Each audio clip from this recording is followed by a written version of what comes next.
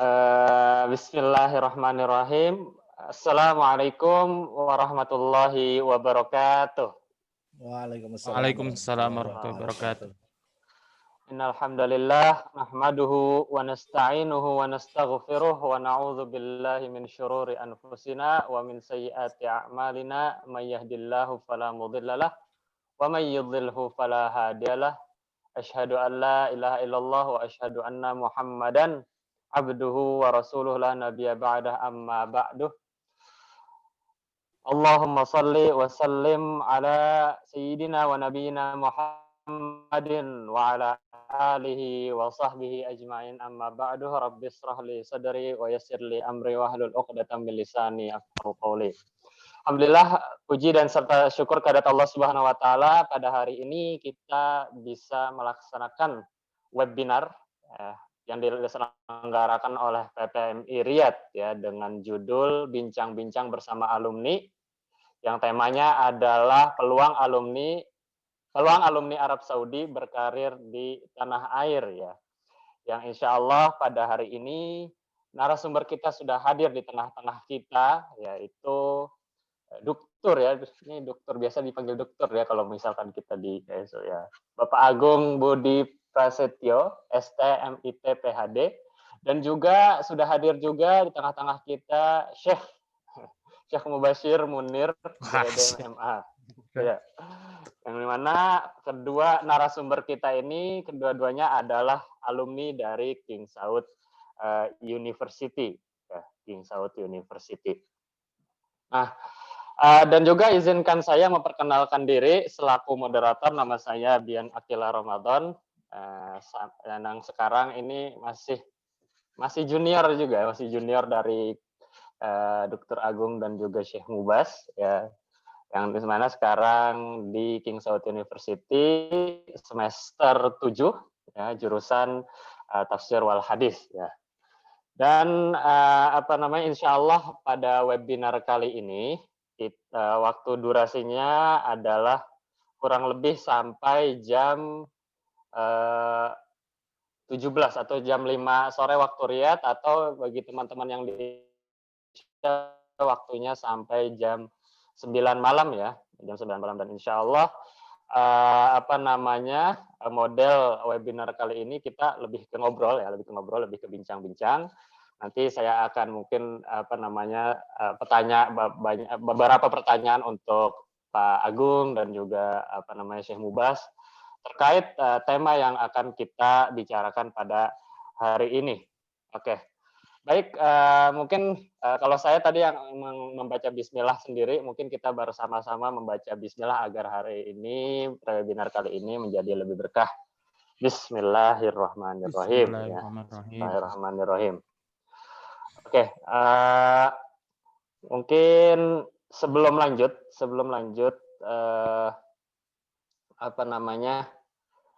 bentar. Ya, saya ingin menyapa teman-teman semuanya yang sudah hadir di sini, baik yang mahasiswa Indonesia di King Saud University, di Jamiah Al-Imam Muhammad bin Saud ya di Riyadh, ataupun teman-teman selain dari dua kampus ini ya, baik dari yang berasal dari Arab Saudi juga, mahasiswa di Arab Saudi juga, maupun teman-teman yang berasal dari luar Arab Saudi ya, baik itu mahasiswa ataupun non mahasiswa. Sekali lagi kami ucapkan ahlan wa sahlan, marhaban bikum. Semoga semuanya dalam keadaan sehat wal afiat ya. Oke. Gimana Pak Agung dan Syekh Mubas kabarnya? Sehat semuanya ya? Alhamdulillah sehat-sehat. Alhamdulillah ya. Siap untuk menemani jalan-jalan. Siap untuk menemani jalan-jalannya. Ya, alhamdulillah jalan-jalan kita insya Allah hari ini seputar pengalaman berarti ya. Hari ini seputar pengalaman. Karena Pak Agung dan juga Syekh Mubas ini sudah lebih berpengalaman dibanding mungkin dari kita-kita yang masih di di Saudi ya.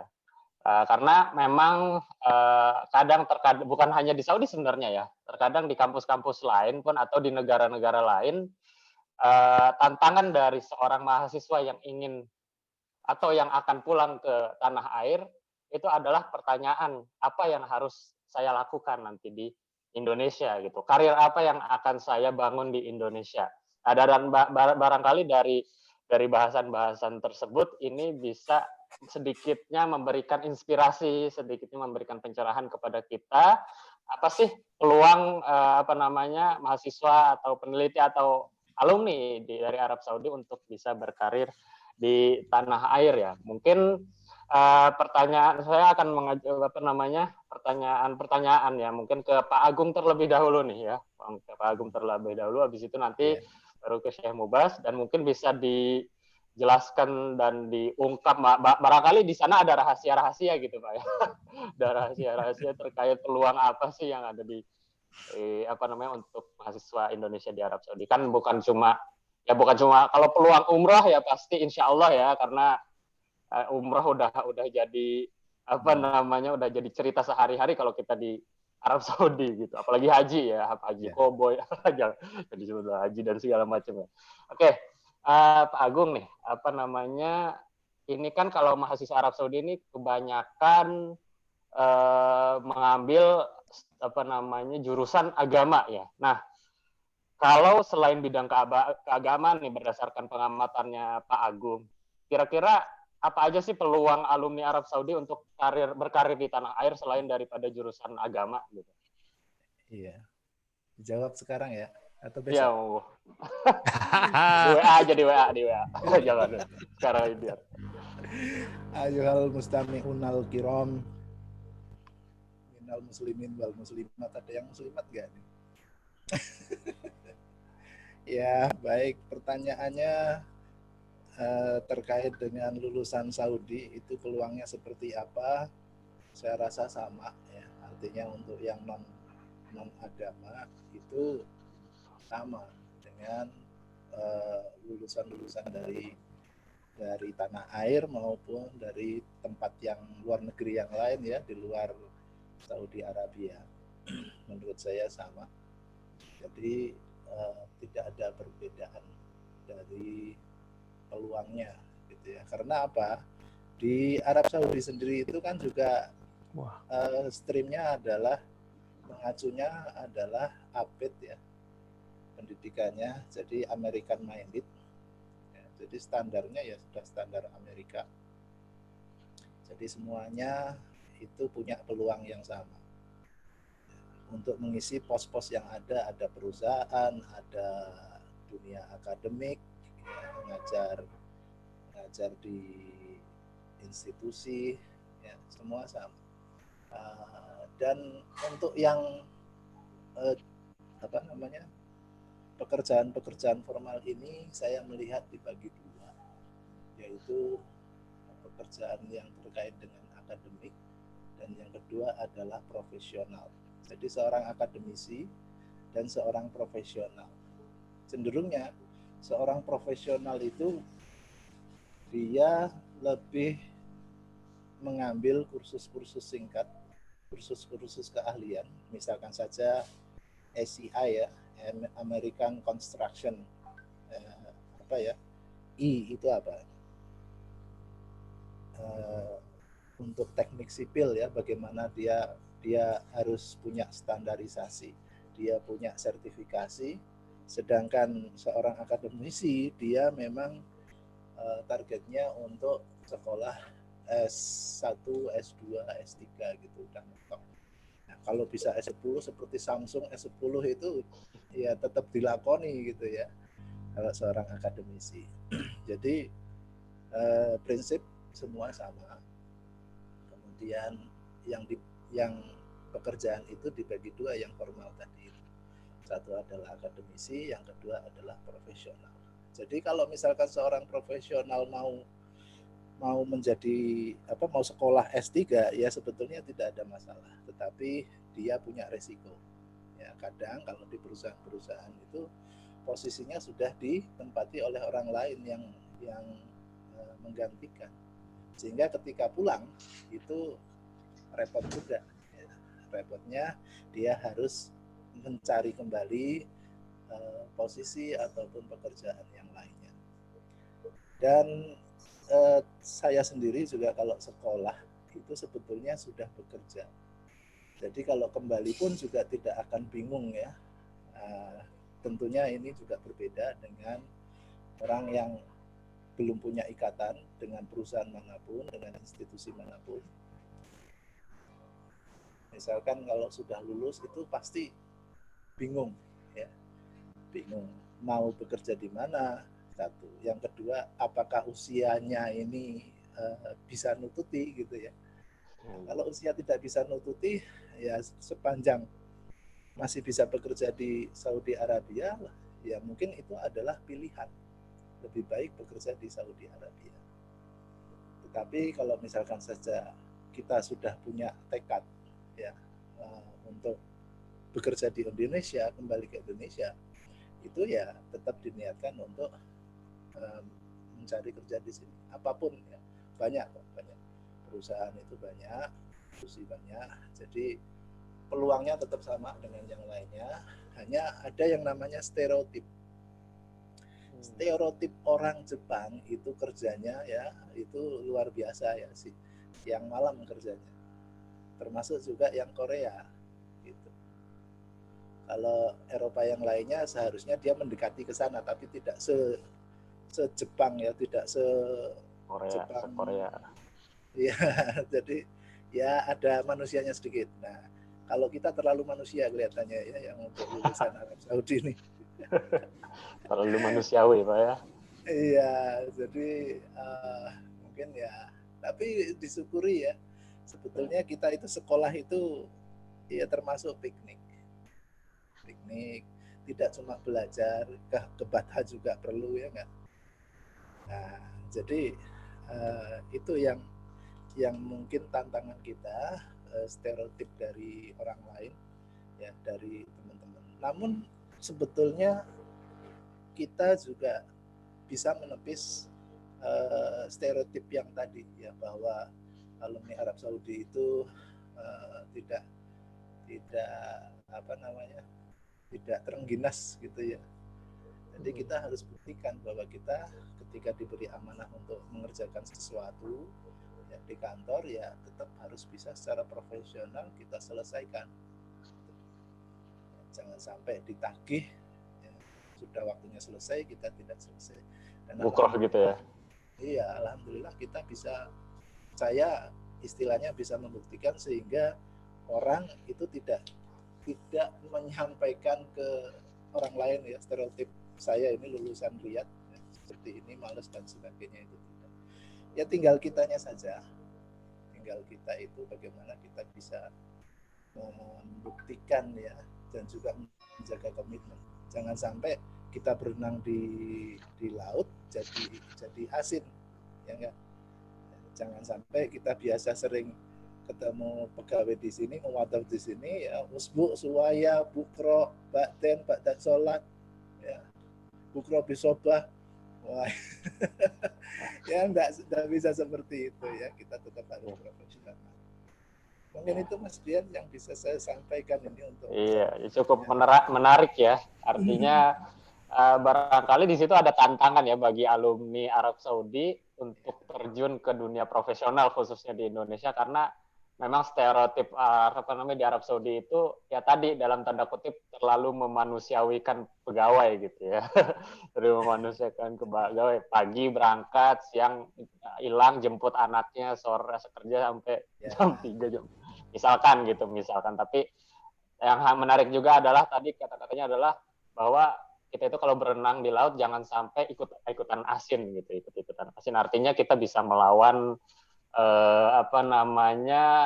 mungkin kebiasaan yang kurang cocok untuk bisa dilakukan di dalam dunia profesional gitu, atau dunia kerja gitu lah, dunia karir gitu. Masya Allah, luar biasa. Dan mungkin selanjut ke ini nih, Chef Mubas nih. Pertanyaan yang sama, kira-kira misalkan selain bidang keagamaan, Allah alam apakah memang kalau di Indonesia, ini kan kalau Chef Mubas mungkin lebih fokus ke bahasa Arab ya. Ya intinya mungkin ke pertanyaan selain bidang keagamaan, apakah menurut Syekh Mubas peluang Arab Saudi ini apa aja kira-kira peluang Arab Saudi untuk berkarir di tanah air gitu. Sebab kadang kalau di ya mungkin itulah ditanya. dijawab. Silakan. Ya, baik. Kalau peluangnya tetap sama ya dengan alumni manapun sebenarnya sama saja. Kalau misalkan tadi Pak Agung lebih ke profesional karena sains, misalnya, kalau yang di saya sendiri yang saya lakukan itu di pendidikan atau bahasa Arab ataupun yang lebih ke Islamic Studies itu peluangnya kalau mau jadi guru boleh punya nilai lebih kan. Oh, lulusan luar ini gitu. Itu pasti itu.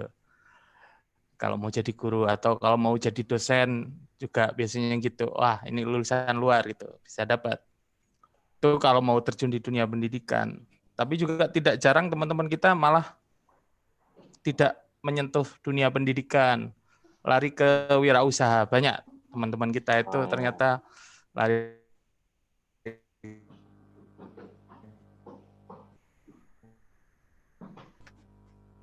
Sepertinya agak ada gangguan jaringan ya, sedikit. Wirausaha, buka Sedang. bisnis, jual pizza, jual kambing, ada kan gitu. Banyak nih yang kita butuhkan adalah di apapun di Indonesia, intinya tetap terbuka asal kita jaringannya kita bangun. Saya itu sebenarnya sempat iri gitu ketika lihat jaringannya, memang duluan Mesir ya yang banyak Al-Azhar punya jaringan begitu besar alumninya, sehingga mereka mudah ketika mau nyari itu, kalau kita sudah ada di circle-nya itu, oh ya ini ada peluang, kita bisa ngasih tahu teman kita, mau enggak nih ada bisnis misalkan gitu. Jadi sebenarnya peluangnya bisa aja semua. Malah saya sekarang lihat musimnya YouTube, ada teman kita aktif di YouTube, YouTuber, main di YouTuber, ada. Tidak menutup kemungkinan sebenarnya. Semuanya bisa masuk gitu. Kalau mau berkarir di Indonesia. Berarti apa Begitu namanya? mungkin jawaban dari saya. Ya, selain artinya karir itu tidak harus masuk ke bidang pendidikan yang kita geluti gitu ya. Bisa aja misalkan kita tadinya Islamic Studies bukannya ngajar gitu malah jual, bukannya itu ya, maksudnya bukannya kita masuk ke dunia pendidikan, kita justru bisa apa namanya mengembangkan karir kita di dunia usaha gitu kan. Yang mungkin di sini juga ada hadir juga nih di tengah-tengah kita ya, Bisa sangat. Ya, pengusaha di tengah-tengah kita yang sering menawarkan produk-produk KSU, yaitu Abdurrahman Azami nih, alias Eman ya. Iya, Masya Allah. Ada juragan itu juga loh, juragan bakso Arab. Oh, siapa tuh? Mas Heri Suswanto. Iya, sepertinya sekarang masih mengembangkan baksonya ya di Indonesia. Sekarang lagi pulang di Indonesia, Masya Allah. Oke, nah itu apa namanya cukup menarik ya, apa dari jawaban-jawaban terkait apa namanya bagaimana sih peluang alumni Arab Saudi di Indonesia. Lalu mungkin ini pertanyaan kembali lagi, kita TikTok ya, tadi ke Syekh Mubas, habis itu ntar ke Pak Agung lagi gitu. Boleh komentar dulu? Ya, boleh. Ya, terkait dengan jaringan King Saud gitu ya. Itu malah lebih leading jaringan Mesir. Ini malah istri saya malah connect-nya ke networknya Mesir. Ini dia. Oh. Produk Mesir nih. Produk Mesir, Pak. Betul. Produk Mesir. Ya, My Way, Toriki. Nah, itu. Jadi yang seperti ini parfum-parfum, kemudian juga. Iya, produk Manfuha nggak ada Pak ya, produk Manfuha. Manfuha. Kidule Batha ya. Iya betul. Iya. Lanjut silakan. Oke, iya, Masya Allah ya. Artinya itu mungkin dari alumni Arab Saudi yang perlu digenjot ya terkait hal-hal seperti itu. Oke, lanjut ke Pak Agung lagi nih. Kira-kira menurut Pak Agung, apakah tantangan dan bagaimana sih penerimaan masyarakat serta opini atau persepsi di lingkungan kerja tentang kinerja alumni dari Arab Saudi gitu kan? Menurut Pak Agung gitu. Tadi kan mungkin udah singgung terkait stereotip, mungkin sekarang bagaimana sih stereotip itu di lingkungan kerja gitu? Ya di lingkungan kerja akademisi mungkin tidak secara ini ya eksplisit. Mungkin juga di tempat yang lain yang namanya stereotip itu kan juga bisa dipatahkan dengan kinerja individu. Jadi kalau misalkan saja kinerja individunya tidak sesuai dengan stereotip yang ada ya bahwa lulusan Arab Saudi itu malas-malas, itu ya tidak bisa dikatakan kita itu juga malas gitu. Orang pasti akan berubah pikiran. Jadi tergantung kita saja. Syekh Mubas itu ininya istilahnya muternya cepet banget itu ya, Blitar terus mana lagi gitu, Malang, mana lagi Jombang, wes dijelajahi semua. Jadi tidak ada masalah sebetulnya tentang stereotip itu. Termasuk juga kalau stereotipnya orang Indonesia kan di sana juga supir sawak ya sama sagalah gitu. Ya tidak ada masalah kalau kita bisa bahasa Inggris, dia akan terkaget-kaget kan. Iya. Jadi memang kembali itu kembali ke kita masing-masing ya. Ya. Gitu. Artinya stereotip itu ya ada, berarti maksudnya ada, cuma ya kita harus membuktikan bahwa kita nggak boleh kayak gitu, nggak bisa mengikuti stereotip yang berkembang kayak gitu, harus melawan lah, bahkan melawannya sejak di Saudi sendiri gitu ya.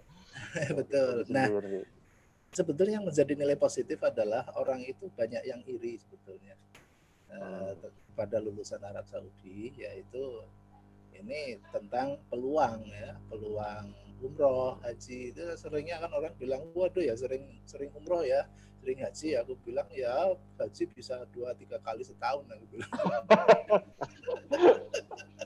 Tiap bulan haji gitu. Tiap bulan haji ya. Itu malah bisa nyium Hajar Aswad kalau di luar musim haji ya. Iya. Dan juga seringnya kita juga membawa beban ya untuk sains itu kan, berarti ya sudah bisa bahasa Arab ya, aku bisa bahasa Arab pasar gitu. Nah itu yang bukannya. Iya. Juga tentunya kita harus siap manakala orang lain juga berekspektasi lebih ya tentang suasana keagamaan terhadap lulusan Arab Saudi itu. Ya kita siapkan saja. Karena bukannya seorang muslim kan harus bisa ya minimal pas nggak ada orang yang jadi khotib ya kita harus bisa jadi khotib, harus siap paling tidak hafalan ya untuk ngimami sholat Ramadan itu, sholat malamnya gitu kan, tarawih itu ya paling tidak bisa urut ya, tidak cuma kulhu sama Anas gitu kan. Ya kira-kira itu ekspektasinya. Jadi kita sebisa mungkin tidak mengecewakan mereka yang berharap dan berpikiran positif untuk kita. Justru ini adalah tantangan kita untuk memperbaiki diri. Masya Allah gitu, ya. Artinya keadaan seharusnya juga ya, bagi saya keadaan juga harusnya membuka pikiran kita. Kalau misalkan ada orang lain yang mungkin di lingkungan kehidupan kita terlihat malas, kita harus melawan keadaan itu ya, intinya. Ya. Masya Allah. Oke. Terus juga Syekh Mubas, menurut Syekh Mubas nih gimana terkait opini atau persepsi di lingkungan kerja terkait kinerja kinerja alumni Arab Saudi gitu, atau mungkin alumni Arab Saudi itu, persepsi orang-orang terkait alumni Arab Saudi itu seperti apa gitu?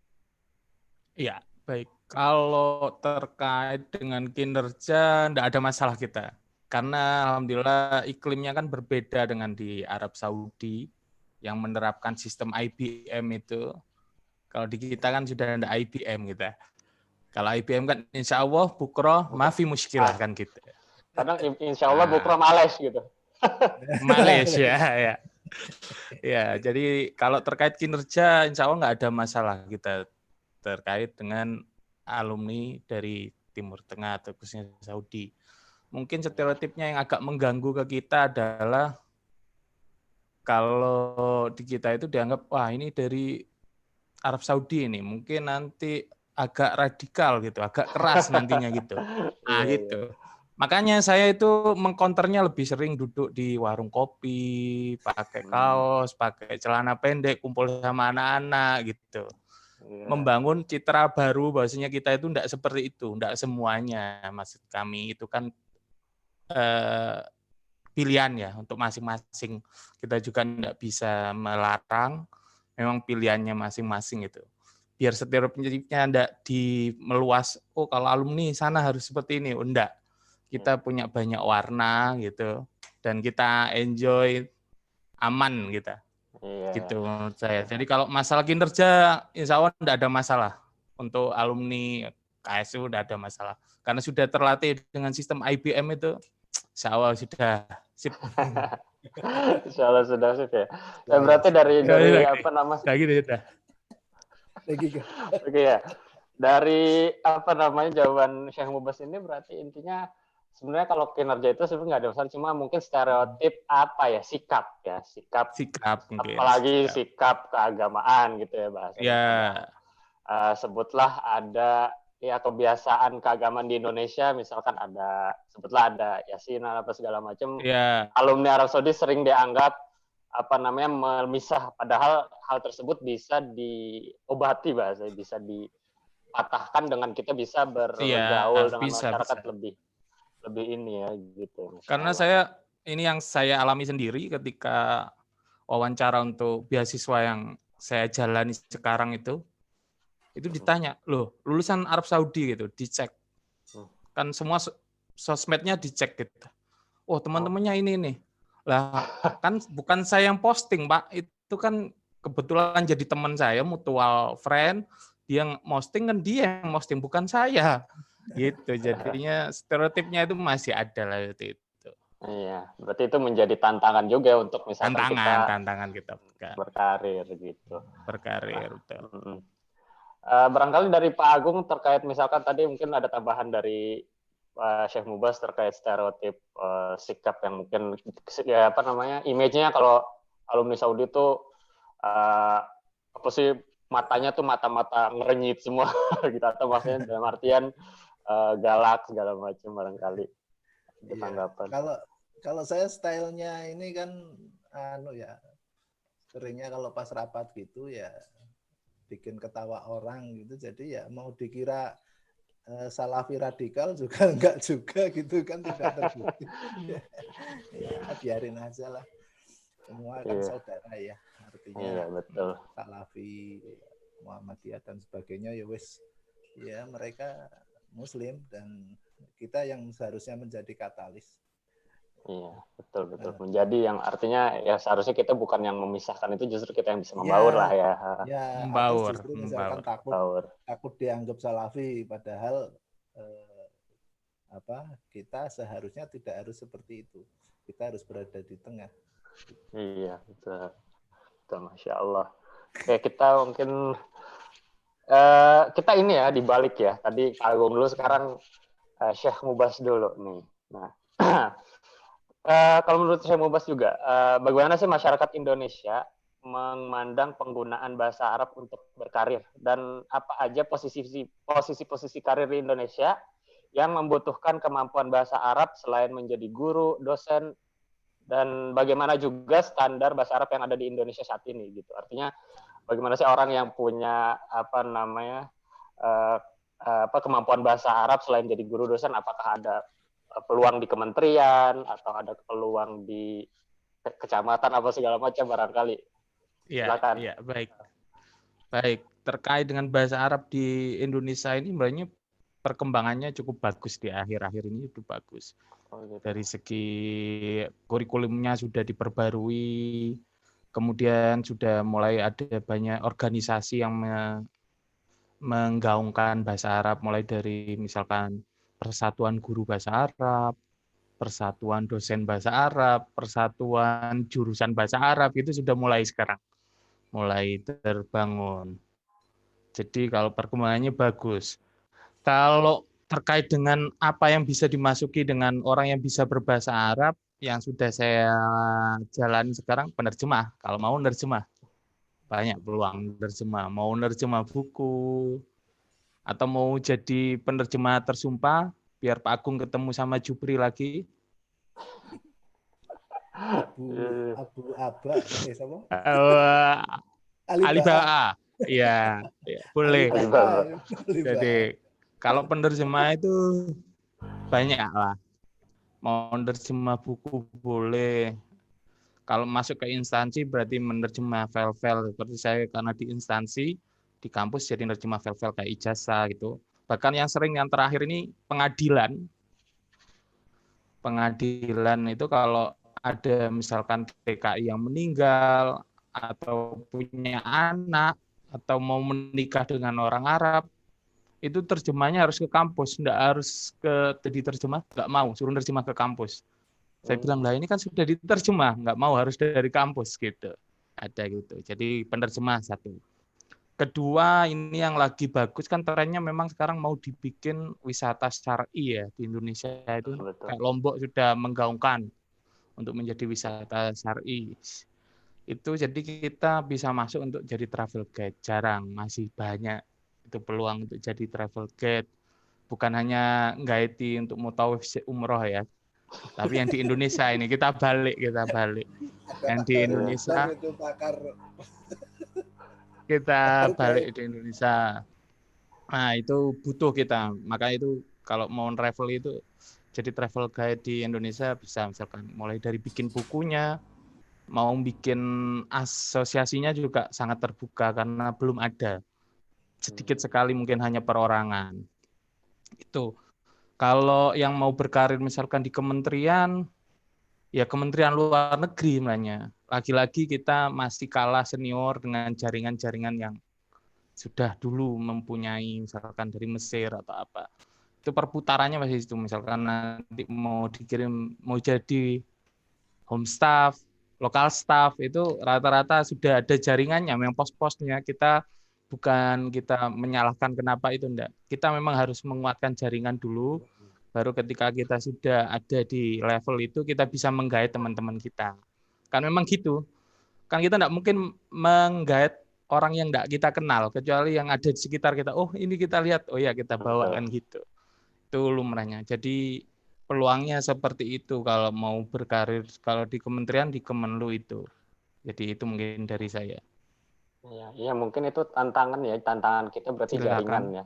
saya kembalikan ke moderator. Oh ya. Ya artinya tantangan kita berarti ya di jaringan itu yang perlu kita perkuat ya. Sebab ya mungkin apa ya, jadi gambaran juga, contoh juga misalkan sebutlah kepala kantor urusan haji gitu di Arab Saudi.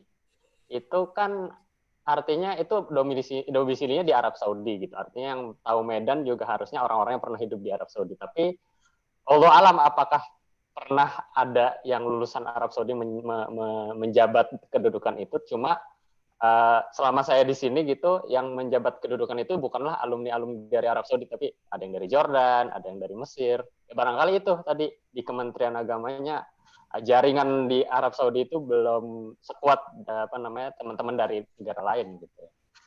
Tuh, Masya Allah.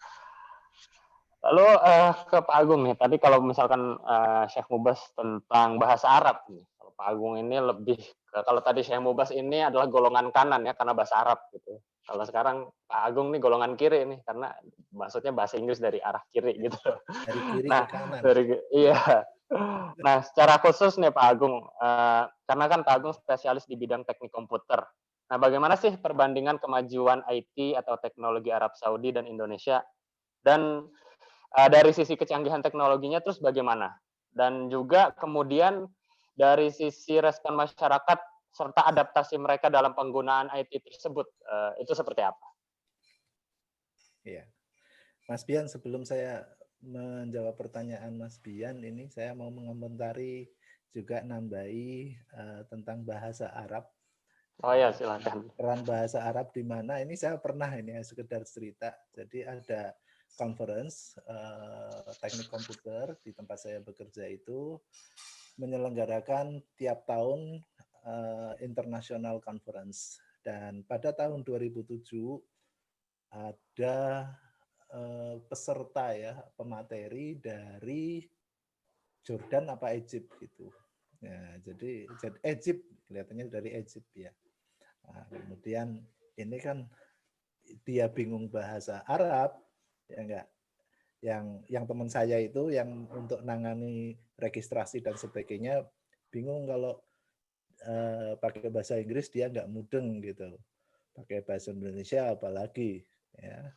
Kemudian yang sana juga dia nggak bisa bahasa Inggris, si teman saya bisa bahasa Inggris, nggak nyambung.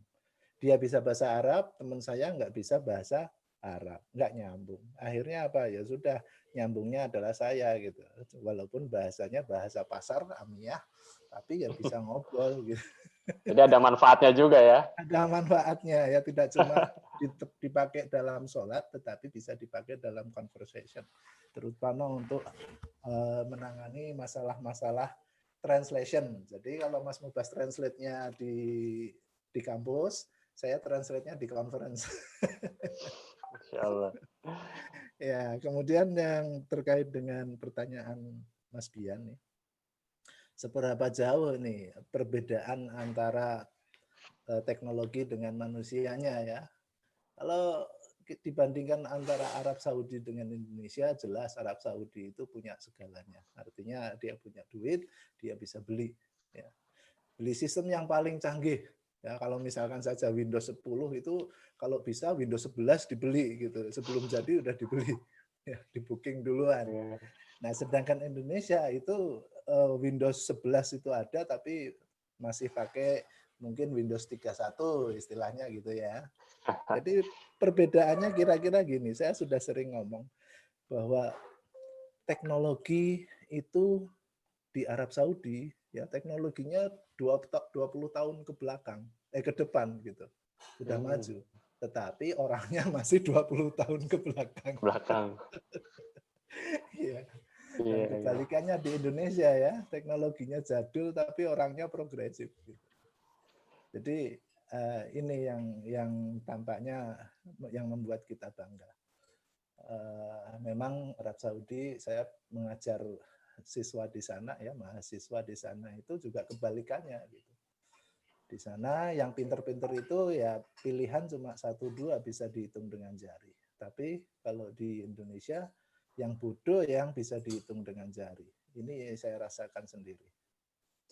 Ya, jadi tentunya SDM kita itu tidak bisa diragukan lagi ya. Artinya selalu progresif walaupun kita punya keterbatasan. Dan justru keterbatasan itu oleh remaja Indonesia itu menjadi tantangan. Ya. Beda dengan remaja di Saudi Arabia ini, ya mereka sudah terbiasa dibuai dengan segala kecukupan, ya semua dicukupi, ya, capek sedikit sudah tidak mau. Ya, baca ya yang baca supirnya mungkin ya kalau bisa. Kalau dibacain, kalau ujian juga yang maju supirnya mungkin. Ya gitulah Mas Bian ya. Jadi memang ibarat bumi dan langit, tetapi kembali yaitu adalah bagian dari sejarah kita. Artinya kita harus juga mengkip ya, merahasiakan ini ke orang lain, apalagi ke non Muslim. Iya, Mas Bian. Sambil berdoa ya. Ya, mudah-mudahan ya. Betul, Masya Allah. Menarik sekali gitu ya apalagi terkait teknologi ya. Artinya sebenarnya kita nggak pantas untuk pesimis gitu sebagai orang Indonesia, apalagi hidup di Saudi gitu ya. Di Saudi kadang kita kan pesimis, oh Arab Saudi punya ini punya itu, tapi sebenarnya kita sebagai orang Indonesia punya kemampuan di atas mereka meskipun mereka punya alat yang lebih canggih dibanding kita gitu. Yeah. Masya Allah. Oke. Dari Syekh Mubas barangkali terkait teknologi barangkali ada opini lah juga atau ada tanggapan?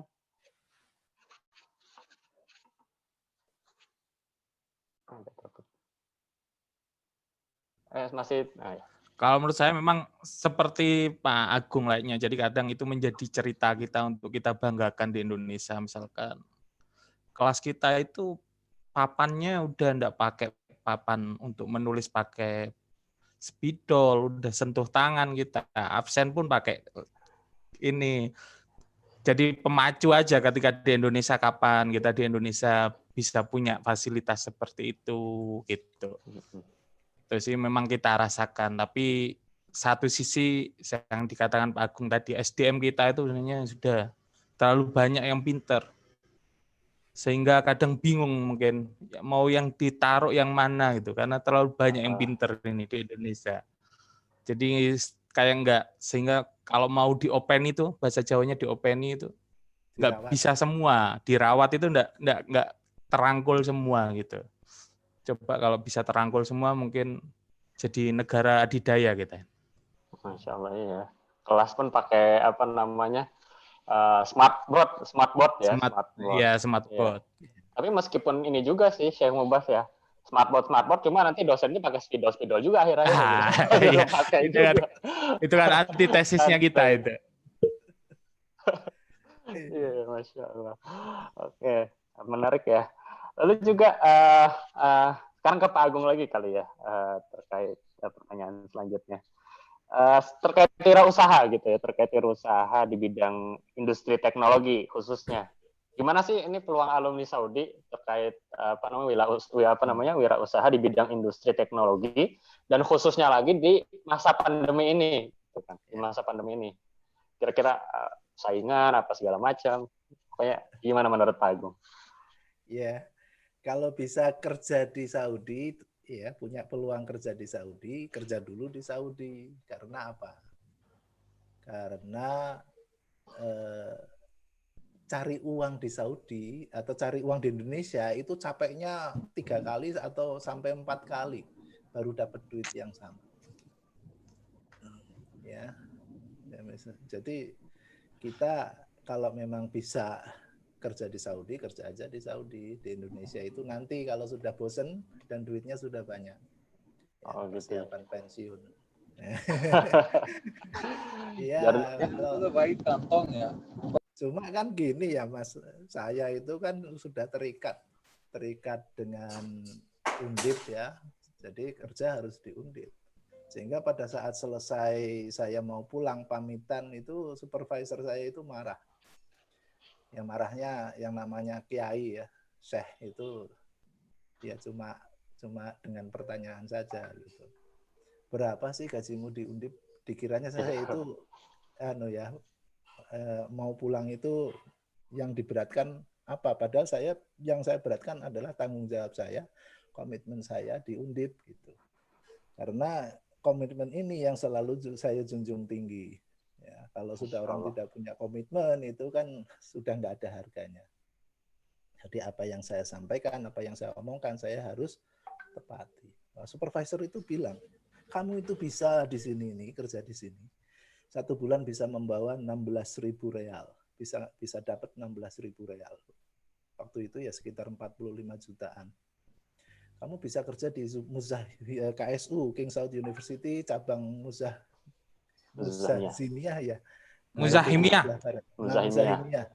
Ya, itu kamu. Berapa sih gajimu di Indonesia?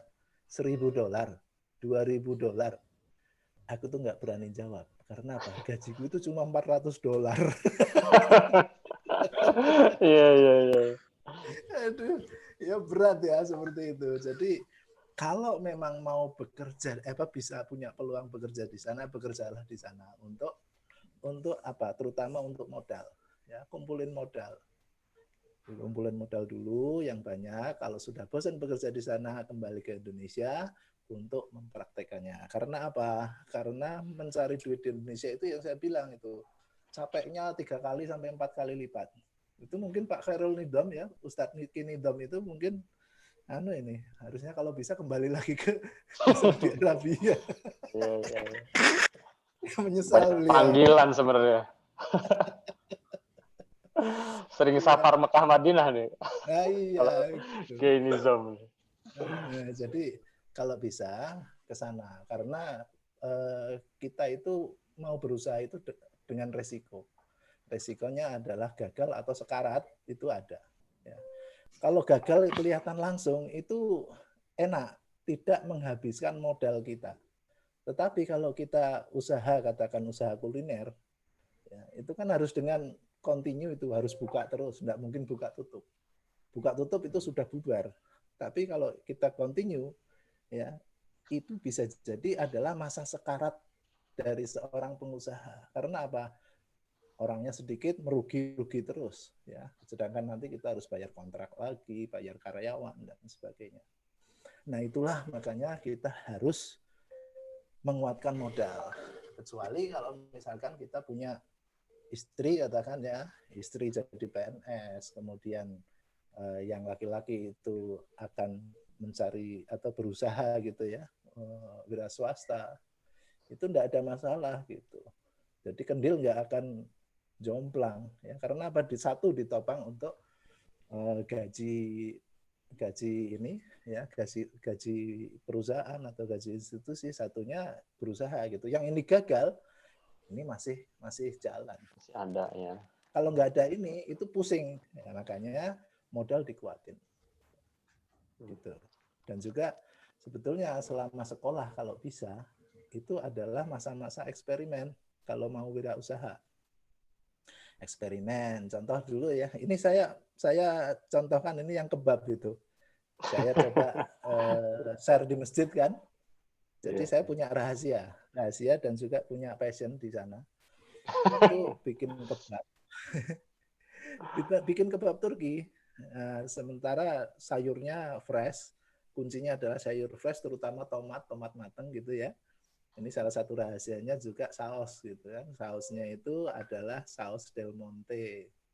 Del Monte. Murah itu kalau yang model pouch itu murah, di pasar paling cuma berapa? Untuk setengah kilo atau 1 kilo ya 20 ribuan gitu. Nah, teman-teman masjid itu pada senang gitu dan berharap lagi. Nah, demikian pula sebelumnya kita flashback sebelum itu kan juga waktu itu kan perpisahan ya. Itu kan yang saya buat ininya apa? Kebabnya gitu. Kebab Turki ya. Itu beda dengan shawarma. Tesnya beda dengan shawarma. Feelingnya juga beda. Dan itu yang paling enak. Walaupun kebab Turki asli Turki itu justru malah nggak enak. Yang enak itu adalah kebab Turki di Indonesia.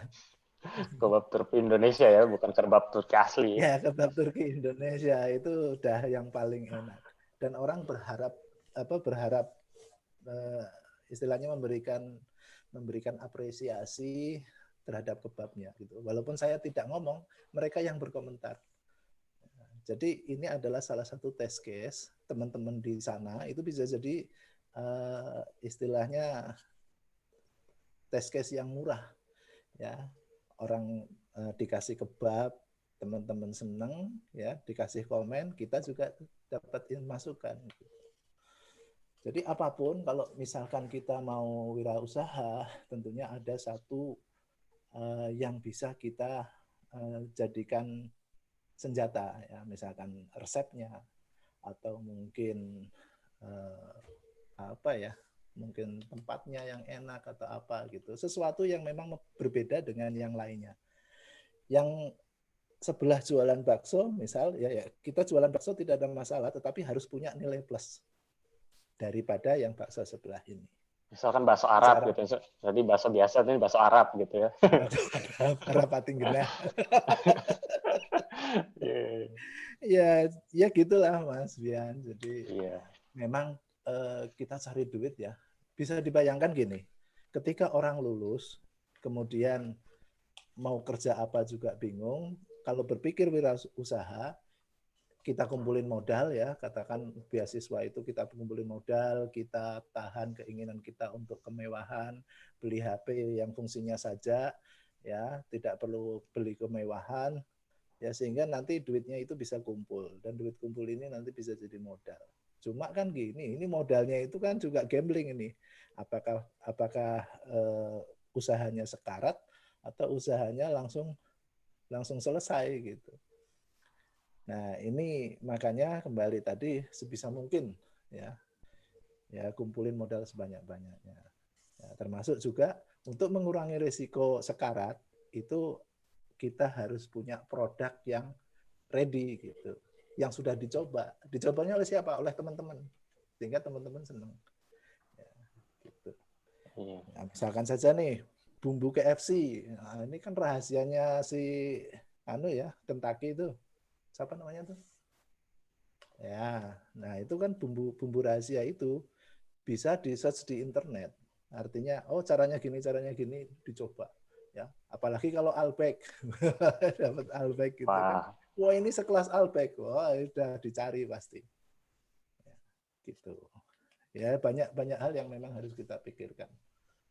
Termasuk di situ juga harus survei lokasi, survei apa pangsa pasarnya.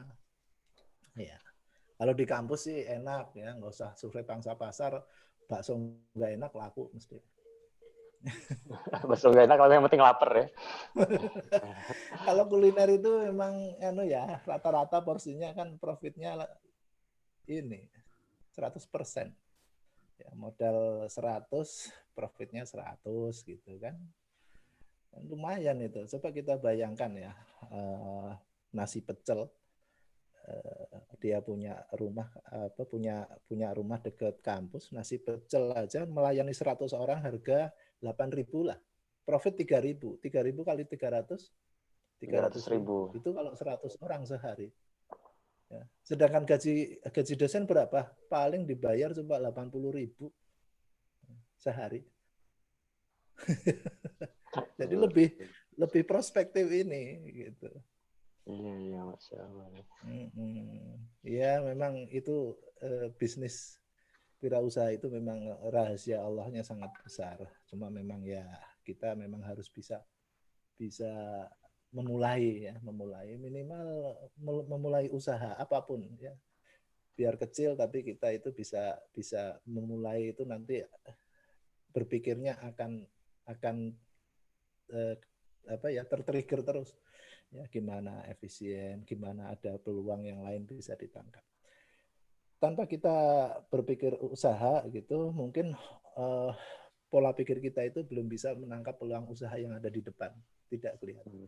Saya yakin teman-teman pasti ada ya, Pak Seri, terus Abdurrahman Azami, banyak lah, ya banyak itu.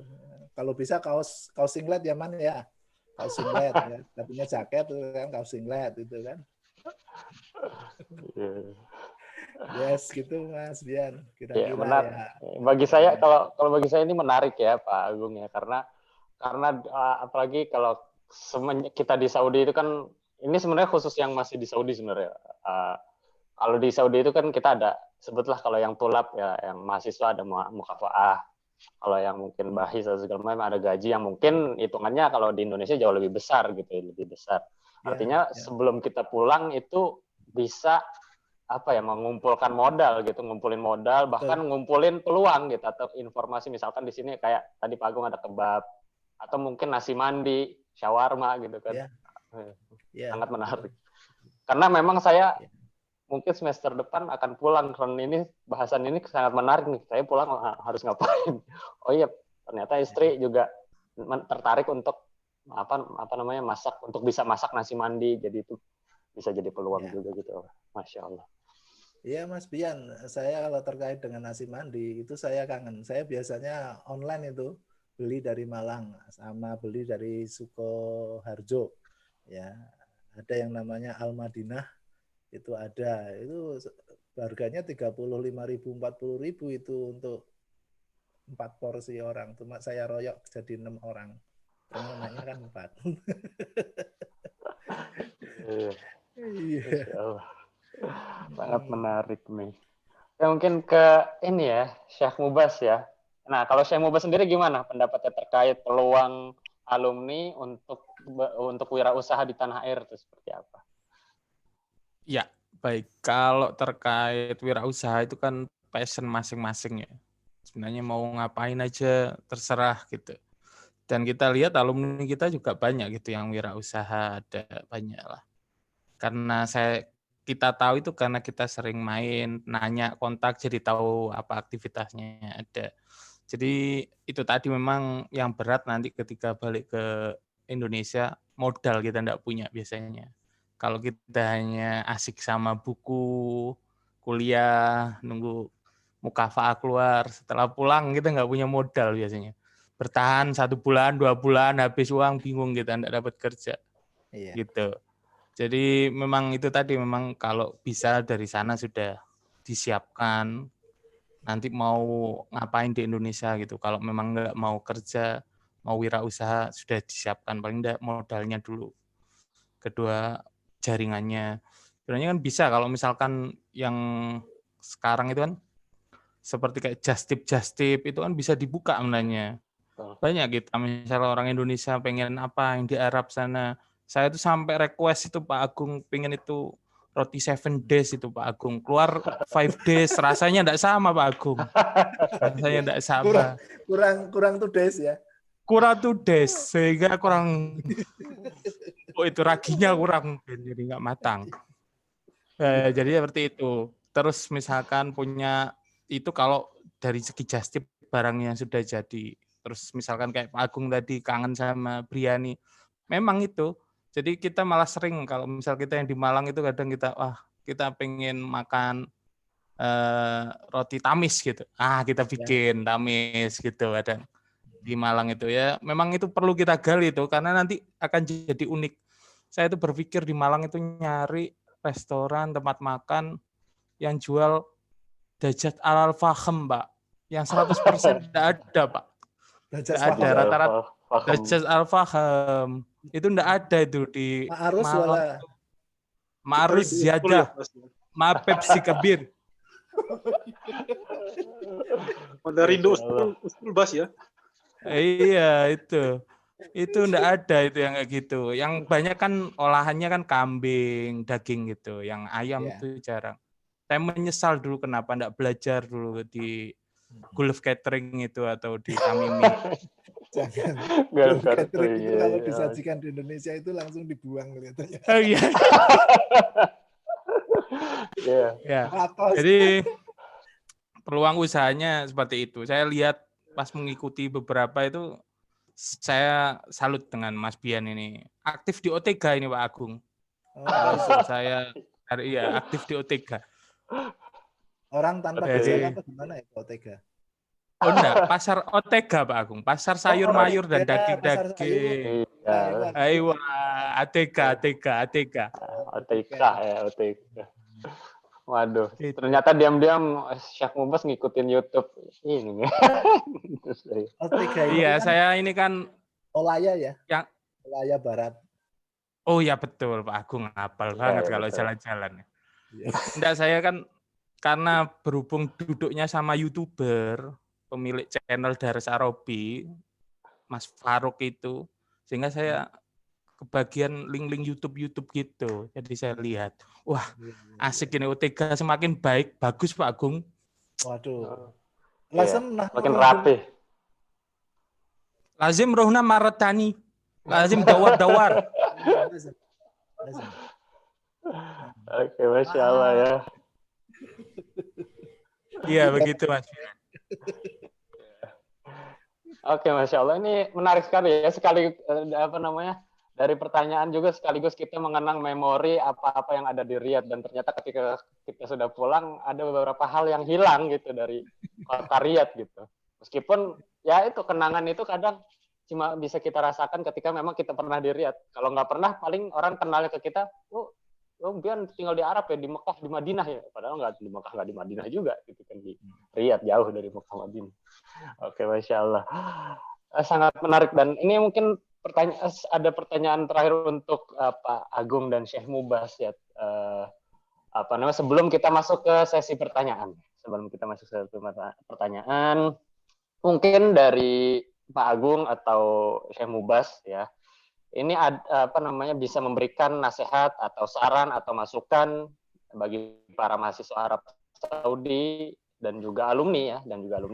Apa sih yang harus dipersiapkan untuk bisa memiliki daya saing saat kita itu di Indonesia, saat kita ini meniti karir di Indonesia? Apa sih persiapan apa aja yang harus kita miliki gitu sebagai orang yang alumni Saudi atau nanti ketika kita di Indonesia gitu? Mungkin kira-kira yang mau duluan siapa? Pak Agung atau Syekh Mubas? Inta saya Mubas awal.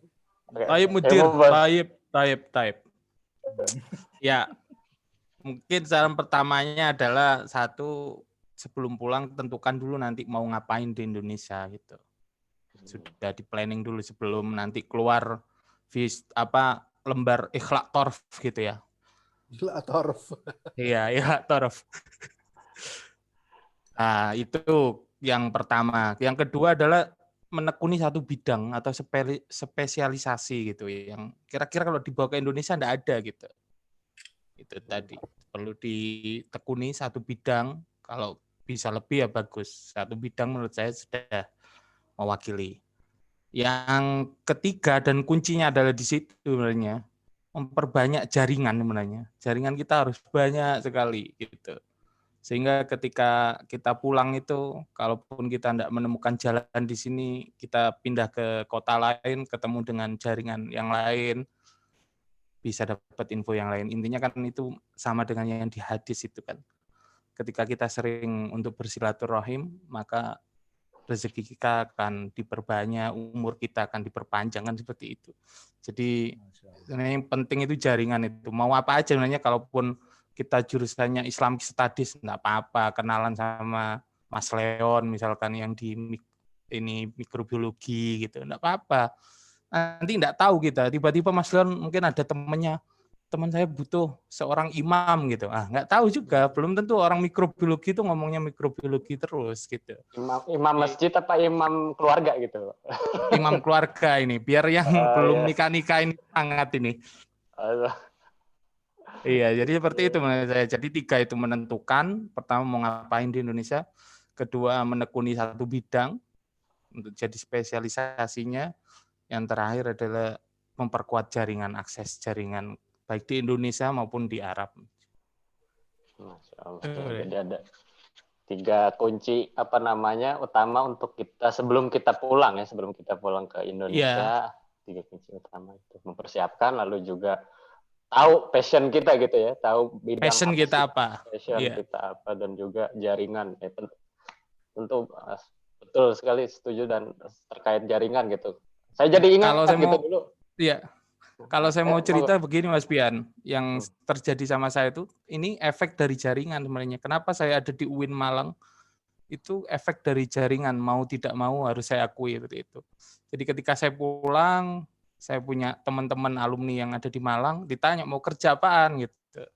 Belum tahu saya tuh. Sudah masuk sini aja, kasih lamarannya gitu. Saya daftar masuk. Ya itu kan berarti nggak tahu kita ada jaringan gitu. Walaupun kita sengaja. Jadi itu yang sudah saya alami seperti itu. Ya, sangat penting gitu ya berarti. Ya, jadi saya sangat ingat gitu dulu ketika ya mungkin selain daripada karir, hal-hal yang sifatnya hal-hal yang lain yang sifatnya mungkin lebih umum kayak silaturahim ketika kita lagi pergi ke suatu kota gitu kan, ketemu habis itu jadi diarahkan ini dan itu. Saya ingat dulu pas bareng Fahri Azam sama Fadil gitu ke Malang, ketemu Syekh Mubas, Syekh Mu'afan dan lain sebagainya macamnya ya di UIN ya. Dan alhamdulillah gitu kan dikasih tahu ini dan itu, ngobrol segala macam gitu. Bahkan waktu itu sempat ada kejadian juga ceritanya STNK motor ketinggalan gitu kan, akhirnya nggak bisa keluar kampus. Dibantu lah dari sama teman-teman di Malang yang teman-teman KSU, Masya Allah. Mungkin Kiai Mu'afan masih ingat kejadian itu. Masya Allah. Oke. Oke, kalau dari Pak Agung gimana Pak Agung terkait apa sih yang harus ya tadi pertanyaan yang tadi. Ya, biasanya kalau tidak biasa nerima duit gitu ya, ternyata nerima duit real kemudian pakai kalkulator itu gede banget gitu. Nah ini mulai muncul kepengen belanja ya, itu harus ditahan ya, karena apa, itu untuk masa depan kita manakala kita ternyata nggak dapat mertua kaya gitu. Uangnya pas-pasan ya. Ini ya plan B kita, untuk plan B supaya nanti kita bisa usaha. Kalau mertuanya kaya pasti diminta nggak diminta, mertua pasti akan berpikir anaknya itu kan dititipkan sama kita gitu ya, Anda katakan. Nah ini pasti akan difasilitasi. Nah, kalau tidak ya mungkin kepengin aja itu mertuanya, cuma kan nggak bisa ngasih. Nah kita yang harus menyediakan dana itu untuk usaha gitu. Jadi tahanlah rasa keinginan untuk bermewah-mewah, belilah sesuatu yang memang untuk bisa melaksanakan fungsinya saja. Kalau HP ya itu standar HP lah, nggak terlalu mewah gitu. Kita nggak beli kemewahan. Supaya apa? Masa depan kita itu bisa lebih terjamin. Ya, itu satu. Yang kedua, kita berusaha untuk ini apa? Memikirkan orang lain gitu ya, itu care kepada orang lain. Karena apa?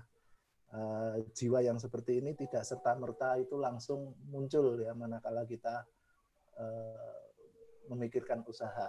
Ya, jadi kita harus dari awal itu berusaha untuk care dengan orang lain. Siapa tahu dari care orang lain ini nanti kita bisa berpikir bahwa oh dengan seperti ini saya usaha seperti ini saya bisa membantu orang lain, memudahkan orang lain gitu. Akan lebih mudah melihat peluang bisnis. Ya. Gitu kira-kira. Nah, apalagi kalau di masa pandemi itu bisnisnya bisnis online lebih mudah.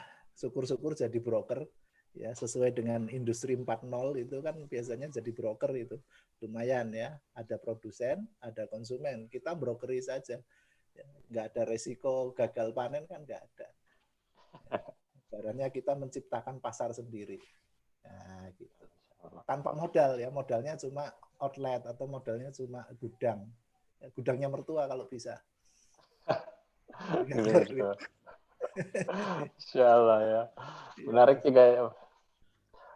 Terkait masukan dari Chef Ubas dan Pak Agung ini bagi saya sangat realistis gitu karena memang sudah merasakan juga dan sangat menarik. Terkait ngomongin soal broker di sini sebenarnya di antara kawan kita juga ada Pak Agung dan Chef Ubas yang sekarang mungkin masih di KSU tapi lagi pulang itu Kiai ya, Kiai Ainul Yakin gitu. Kiai Ainul Yakin yang beliau juga kalau misalkan nanya, misalkan Agung lagi nyari mobil apa gitu, itu mungkin bisa nanya ke Ustadz Ainul Yakin gitu. Kali. Dan dan cukup menarik terkait manajemen keuangan berarti ya. Intinya di manajemen keuangan juga ya Pak Agung ya. Karena kadang ketika kita mendapat uang, habis itu ketika kita belum bisa memanage, kadang kita nggak bisa membedakan antara kebutuhan dan kemewahan gitu. Padahal seharusnya kita mengeluarkan untuk kebutuhan bukan kemewahan gitu ya. Dan mungkin sedikit pengalaman juga dari saya gitu. Karena di sini saya hidup bareng istri dan sebenarnya juga iyalah pasti istri orang. Iya. Memang kita perlu mengatur apa sih yang kita butuhkan dan apa kira-kira yang di situ terhitung kelebihan atau kemewahan gitu. Sebelum saya bisa mengatur itu seakan-akan apa yang saya dapetin dari uang, mukafah segala macam gitu kan, itu kayak cepat habis gitu ya.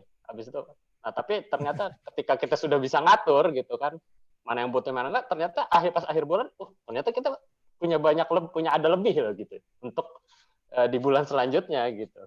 Artinya sangat menarik gitu, apalagi terkait perencanaan keuangan, finansial, dan khususnya kita yang di Saudi ya, yang mungkin memiliki pemasukan keuangan seperti itu gitu kan, seperti itu. Jadi kalau bisa diatur, masya Allah gitu. Kira-kira ada tambahan dari sebelum kita, mungkin kita masuk ke pertanyaan dulu kali ya, Pak Agung dan Syekh Mubas. Iya, kangen kita sama teman-teman ini. Oke. Kita mungkin lihat di kolom chat dulu. Di kolom chat dulu di sini ada Mas Eko Ikurido ya yang sudah menuliskan pertanyaan dari tadi, sepertinya sudah tidak sabar ingin dijawab ya. Setelah itu mungkin bagi teman-teman yang mau bertanya, mau silaturahim juga, silahkan langsung aktifkan mikrofon dan silakan bertanya. Yang pertama dari Mas Eko Ikurido. Pertama, persepsi orang-orang awam, terutama orang korporat, bahwa Timur Tengah identik dengan jurusan keagamaan seperti tafsir, hadis, dan lain-lain, sehingga seringkali kurang mempertimbangkan yang jurusan umum, teknik, bisnis, dan lain-lain. Bagaimana cara meyakinkan pihak korporat tersebut? Lalu yang kedua, kuliah S2 di Saudi umumnya di atas 2 tahun. ya bahkan sampai 10 tahun gitu. Ketika ingin berkarir lagi di tanah air di bidang praktisi, seringkali jadi tanda tanya besar bagaimana cara menjawabnya. Barangkali kira-kira mungkin dari Pak Agung dulu ya tadi pertanyaan terakhir. Pertanyaan kedua apa? Pertanyaan kedua Mas Bian? Pertanyaan kedua, kuliah S2 di Saudi umumnya di atas 2 tahun. Ketika ingin berkarir lagi di tanah air di bidang praktisi, seringkali menjadi tanda tanya besar. Bagaimana cara menjawabnya? Pertanyaan bagus. Iya. Ini cara meyakinkan apa tadi ya yang pertama ya? Cara meyakinkan pihak korporat terkait persepsi orang-orang Arab. Iya, terus terang saya tidak punya masalah itu, jadi tidak bisa berpikir ini ya, belum berpikir bukan masalah ini. Ya, jadi korporat saya itu ya sudah saya tinggal sekolah, kursinya masih ada di situ, saya kembali sekolah, saya menduduki kursi yang sama. Jadi tidak ada kendala ya. Nah, ketika ada muncul pertanyaan, kira-kira pihak korporat seperti apa ini? Arab itu biasanya kan sekolahnya ini ya agama gitu. Kok ke sana gitu kan? Ya, menurut saya ya tinggal disampaikan saja bahwa ini ijazah saya adalah ini. Ya. Ini kurikulumnya ABED gitu. Jadi ada di sana. Dan standarnya adalah standar Amerika kurikulumnya gitu. Kemudian kuliah yang lebih dari 2 tahun ini menimbulkan tanda tanya. Menurut saya kuliah 8 tahun ya memang menimbulkan tanda tanya gitu. Ngopo ini. Ya. Memang tidak bisa dipungkiri ya, namanya supervisor di sana itu di Arab Saudi ini kebanyakan memang takjub dan senang dengan menggunakan tenaga Indonesia. Ini Mas Leon dipakai terus. Ya, teman-teman Indonesia itu dipakai terus. Ya, dibanding orang Pakistan gitu ya, apalagi orang Arab sendiri itu kalau Pakistan terlalu banyak omong, terlalu banyak permintaan gitu. Kalau kita itu diminta ini ya kita laksanakan tanpa banyak alasannya. Dan kita alhamdulillah mampu. Untuk kuliah lebih dari 2 tahun, saya rasa masih normal itu menurut saya ya. Jadi kalau S2 itu 3 tahun itu normal. S3 8 tahun itu yang nggak normal Zani. Saya sendiri itu berangkat 2007, belum ada programnya, akhirnya 2008 masuk program, 2016 selesai. Ya, itu sekitar 7 tahun sekolah, 1 tahun di awal magang ya jadi researcher. Tapi alhamdulillah semua disyukuri bisa jadi piknik. Itu mengapa saya lebih memilih Arab Saudi ya ketimbang saya di Jepang gitu. Mungkin prestis Jepang kerja keras dan sebagainya, tapi sekolah itu mungkin tidak bisa kita nikmati benar. Ya, gitu. Dan kuliah lebih dari 2 tahun, mengapa saya rasa masih standar lah ya. Masih standar. Kalau 4 tahun gitu, jawabnya gimana ya? Saya nggak bisa jawab pertanyaan itu. Pertanyaannya hebat. Mungkin Mas Mubas bisa menjawab, coba deh. Iya, ya silahkan mungkin Syekh Mubas. Iya, baik. Terkait dengan pesimis orang yang melihat kenapa kuliah sains di Arab itu, mungkin akhir-akhir tahun ini akan terkikis mungkin. Karena sudah banyak munculnya lulusan-lulusan yang dari sana. Terutama yang sering aktif, kayak saya lihat kan yang di kaos itu kan sering sekali aktif update gitu yang di kaos. Jadi mungkin tinggal nunggu waktu aja 5 tahun, 6 tahun ke depan sudah tidak ada lagi yang menanyakan ngapain jauh-jauh ke Arab belajar pertanian misalkan. Emangnya ada lahan hijau di Saudi? Mereka tidak tahu gitu. Itu satu. Kedua juga akan terkikis dengan berjalannya waktu. Sekarang Arab yang sudah mulai terbuka, dia mulai membuka wisatanya, semuanya sudah terbuka, bisa diakses. Jadi banyak orang. Nah, sehingga menurut saya akan terkikis dengan sendirinya. Terkait dengan kuliah lebih dari 2 tahun, ya yang bertanya karena tidak paham dengan budaya di Arab saja. Kalau lulus 3 tahun itu sudah hebat lah. Hebat, jempol 2. Kalau Nia-nia yang ya. sedang, ya kalau 5 tahun, 6 tahun, cukup lah, cukup. Yang 8 tahun. 8 tahun, oh. Ada quest marroh. Mia ada. Ada syuf. Kalau hitungannya Pak Kori itu kalau 5 tahun, 5 kali haji. Iya, jadi sudah dihitung gitu. Ya, jadi seperti itu mungkin. Jadi dengan tidak mau dengan sendiri.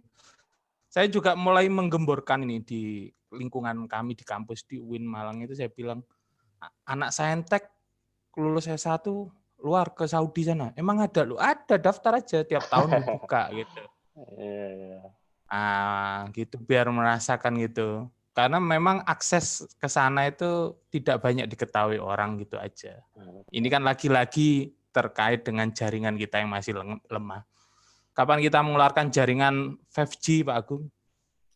Nah, itu saya mau bahas toh, kita inisiasi toh.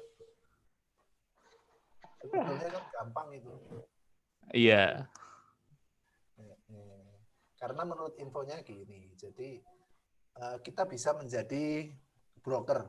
Brokernya gini, ketika ada travel agent A gitu ya, itu harus dia memenuhi kuota sekian sehingga ininya tidak dibekukan atau di izinnya itu gimana gitu ya. Yang jelas dia harus memenuhi kuota. Itu yang saya terima dari infonya dari temannya istri yang dia memang di bisnis haji.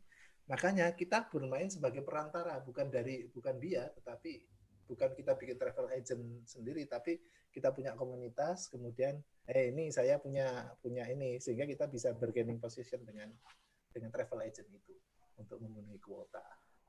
Kita pilih yang terbaik gitu ya, sehingga harganya itu bisa turun.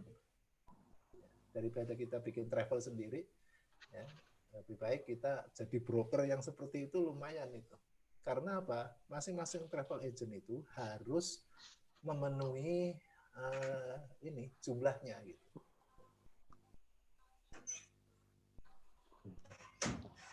Kira-kira gitu. Oke.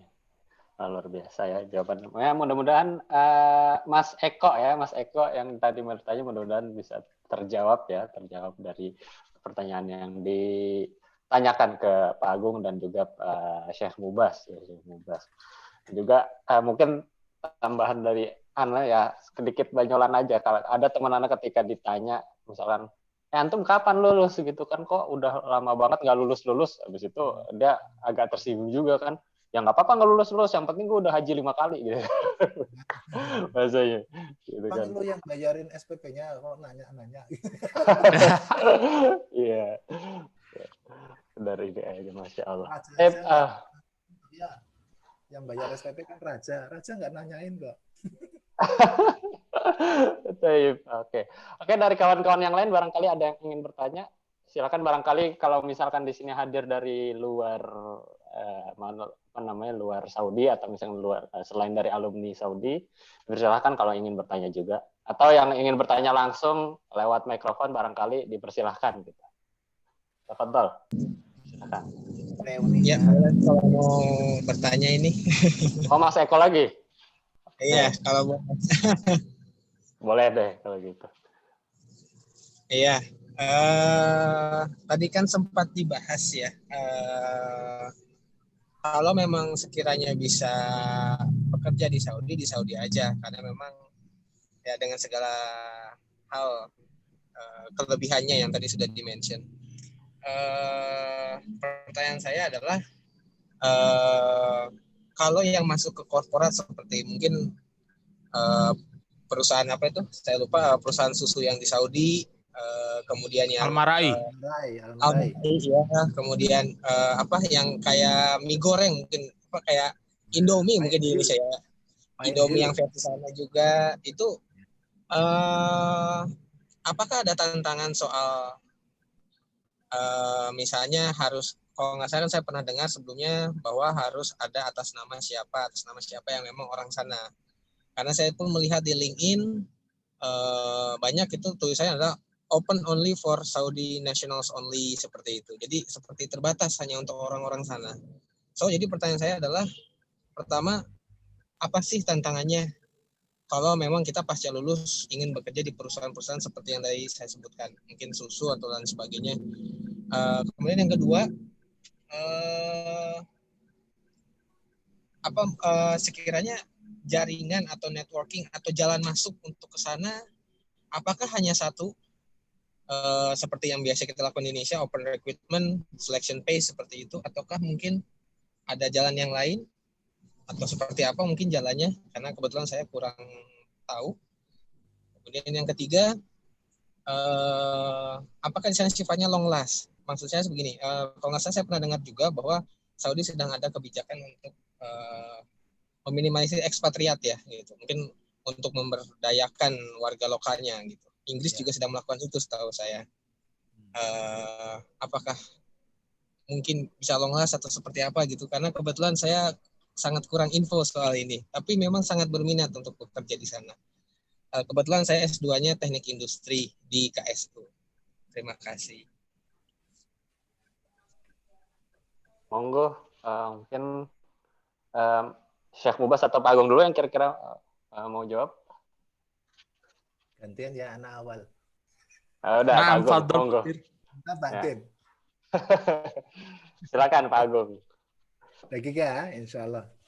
Terkait dengan pertanyaan Mas Eko, ini ada namanya Pak siapa ya, lupa malah ini, Pak Asrul. Nah, Pak Asrul itu sudah lama di Saudi. Artinya dia mau kembali, dia sudah tua, mau kembali ke sana kerja gitu, itu enggak. Jadi pikirannya Saudi, terus dia kerja di Al-Jumaih. Ya. Dan anaknya, ya, anaknya namanya siapa itu yang perempuan, Huda kelihatannya, dia juga bekerja di Jeddah. Gitu. Ya di perusahaan milik orang Saudi. Ya, jadi walaupun ada model nasionalisasi atau apa gitu ya, hanya orang-orang yang di sana, tapi itu masih porsi ekspatriatnya masih besar gitu, 50%.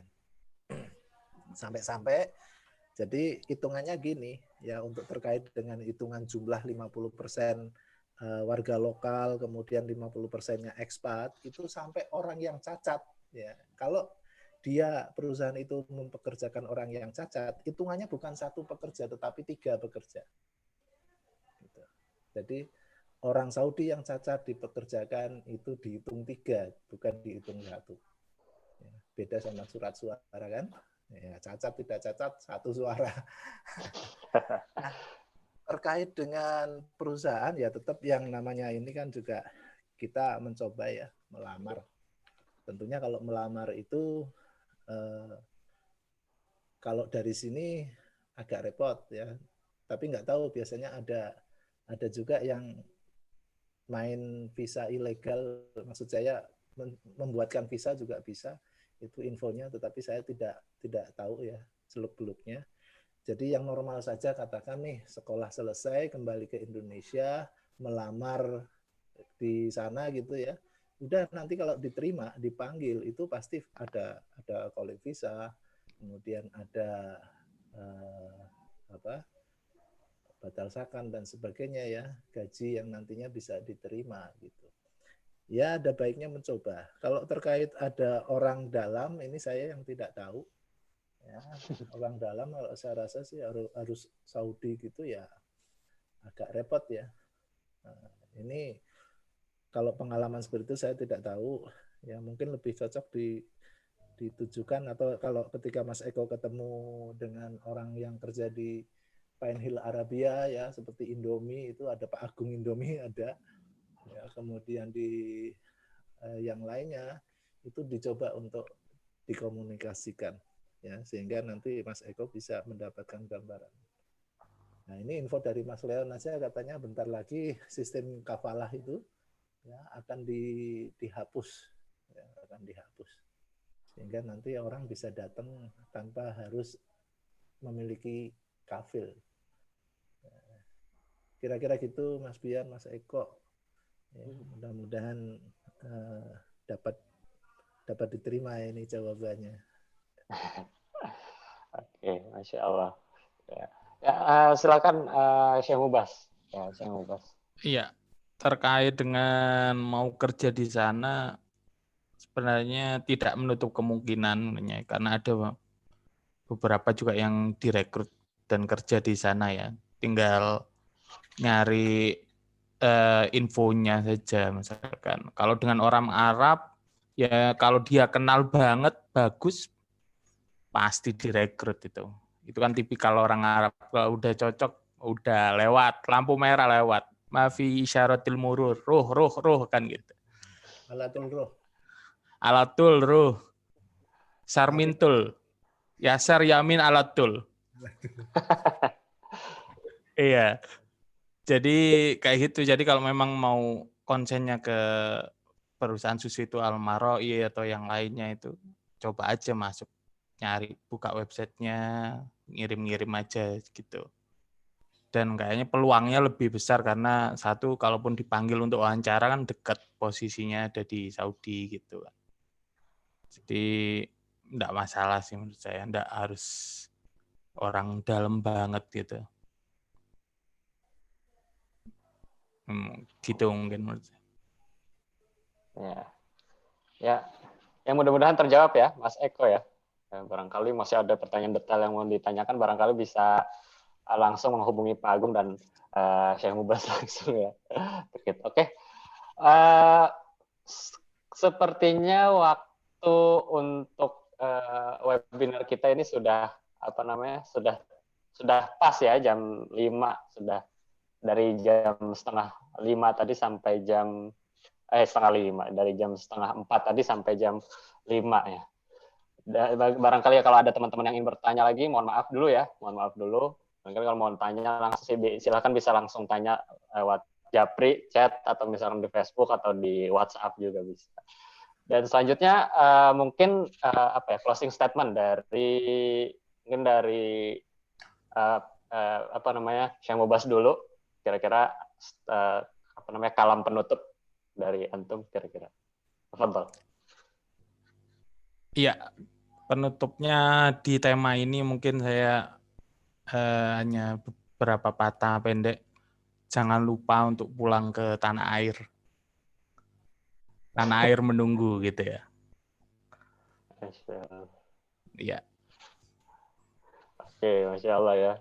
Singkat, jelas, padat ya. Iya. Jangan lupa pulang karena sudah ditunggu. Oke, kalau dari Pak Agung, silakan closing statement-nya Pak Agung. Closing statement saya berupa gambar ini. Bisa saya share? Caranya gimana? Mungkin admin? Monggo screen share, Pak Agung. Ya, share screen ya. Iya. Oke. Jadi untuk pengusaha itu jangan menyerah. Contoh ibu ini ya, meskipun usaha ini ibu ini gulung tikar, dia tidak pernah menyerah. Siap. Luar biasa ya. Iya. Itu ya. Jadi ibaratnya gini. Gagal itu adalah mengurangi takdir gagalnya berapa. Misalkan Gusti Allah memberikan takdir gagal itu 5 kali, yang ke-6 sukses. Nah ini ketika Anda gagal pertama, itu takdir gagal Anda berkurang 1. Ya. Kedua, berkurang 1 lagi. Ketiga, gagal lagi, berkurang 1. Tinggal 2 gagal toh. Kurang lagi. Yang ke-7 adalah yang sukses. Gitu. Kita tidak tahu, memang ini rahasia Gusti Allah Ta'ala ya, bahwa kita itu mau gagal berapa kali atau langsung sukses. Gitu ya. Yang jelas kita harus menjalani. Masya Ingat, Allah. gulung tikar tidak masalah. Dia tidak pernah menyerah. Gulung tikar terus gitu ya. Terima kasih. Luar biasa ya, Masya Allah. Pakar yang ada ini Musaika, banyak lah ya. Mudah-mudahan ini Masya Allah. hanya bisa jadi ini ya, jadi tempat reuni kan. Insya Allah. Ya, alhamdulillah untuk teman-teman sekalian pada hari ini kita sudah selesai melaksanakan webinar ya. Saya selaku moderator sekali lagi sangat-sangat mengucapkan terima kasih kepada Pak Agung dan juga Syekh Mubas yang telah menjadi narasumber kita pada hari ini dengan dengan topik yang sangat menarik terkait peluang alumni Saudi berkarir di tanah air dan juga motivasinya, inspirasinya, terus juga gambaran realitanya untuk kita semua. Dan juga selain mudah-mudahan inspirasi yang kita dapatkan, mudah-mudahan juga kita ini menjadi peluang untuk kita untuk bisa saling bersilaturahim ya, khususnya bagi kawan-kawan alumni Riyadh ya, dari alumni dari KSU ya, mudah-mudahan. Sekali lagi dan juga saya ucapkan terima kasih kepada panitia yang telah memberikan peluang untuk saya menjadi moderator.